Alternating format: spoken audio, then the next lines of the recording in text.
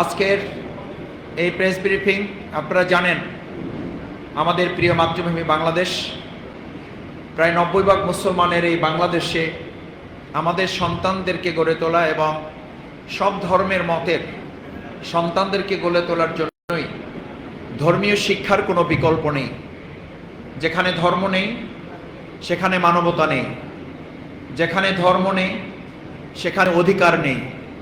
যেখানে ধর্ম নেই সেখানে ন্যায্যতা নেই, যেখানে ধর্ম নেই সেখানে ন্যায় বিচার জাস্টিস নেই। সুতরাং আজকের এই সর্বদলীয় ইসলামী শিক্ষা রক্ষা জাতীয় কমিটি মনে করে বর্তমান অন্তর্বর্তীকালীন সরকার 2024 সালের 5ই আগস্টের ছাত্র জনতার গণ অভ্যুত্থানের মাধ্যমে জনগণের প্রত্যাশার যে সরকার এখন দায়িত্ব পালন করছেন, তারা এদেশের জনগণের চিন্তা, দৃষ্টিভঙ্গি, পরিকল্পনা, দর্শন এবং তাদের ধ্যান ধারণা, তাদের কৃষ্টি, কালচার, ধর্মীয় অনুভূতি এ সমস্ত কিছু লালন করি আমাদের এই প্রিয় মাতৃভূমি পরিচালনায় তারা ভূমিকা পালন করবেন, এই প্রত্যাশা জনগণ করে। কিন্তু অত্যন্ত দুর্ভাগ্যের সাথে এবং দুঃখজনকভাবে আমরা লক্ষ্য করছি, শিক্ষা এবং শিক্ষা নীতিমালা বিগত 15 বছর ফ্যাসিস্ট সরকার এবং খুনি হাসিনার সরকার যতগুলো ধ্বংসযজ্ঞ বাংলাদেশে তারা পরিচালনা করেছে, গণহত্যার পর যদি বিবেচনায় নেওয়া যায় তাহলে এক কথায় বলতে হবে, সবার আগে এবং সবচেয়ে বেশি ক্ষতিগ্রস্ত করেছে আমাদের এই শিক্ষা প্রতিষ্ঠান, শিক্ষা জগৎ এবং শিক্ষার নীতিমালা চূড়ান্তভাবে তারা ধ্বংসের দ্বারপ্রান্তে রেখে গেছে। সেরকম একটি প্রেক্ষিতে অন্তর্বর্তীকালীন সরকারের কাছে গণঅভ্যুত্থান পরবর্তী বাংলাদেশের জনগণের প্রত্যাশা ছিল এই অন্তর্বর্তীকালীন সরকার এবং সরকারের সম্মানিত শিক্ষা উপদেষ্টা এবং তার সাথে যারা কার্যক্রম পরিচালনায় ভূমিকা পালন করছেন তারা এই বিষয়ে মনোযোগ দিবেন এবং জনগণের দৃষ্টিভঙ্গি, চিন্তা, পরিকল্পনা, দর্শনকে সামনে রেখে এটাকে তারা রিকনস্ট্রাকশন করবেন, রিফর্ম করবেন, সংস্কার করবেন। সেই জায়গায় বরং আমরা উল্টো লক্ষ্য করেছি যে শিক্ষা কমিশন তারা মানুষের সামনে দাঁড় করিয়েছিলেন। অত্যন্ত দুর্ভাগ্যজনকভাবে সেখানে কোনো ইসলামী বুদ্ধিজীবী,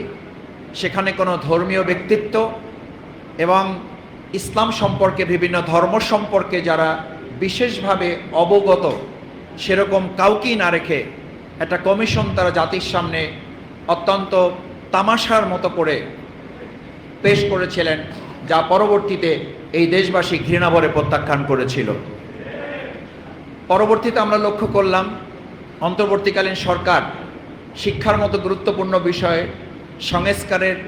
বিশেষ উদ্যোগ গ্রহণ করার পরিবর্তে তারা আমাদের জায়গায় ধর্মীয় শিক্ষক বা ইসলামী শিক্ষার নীতিমালায় শিক্ষক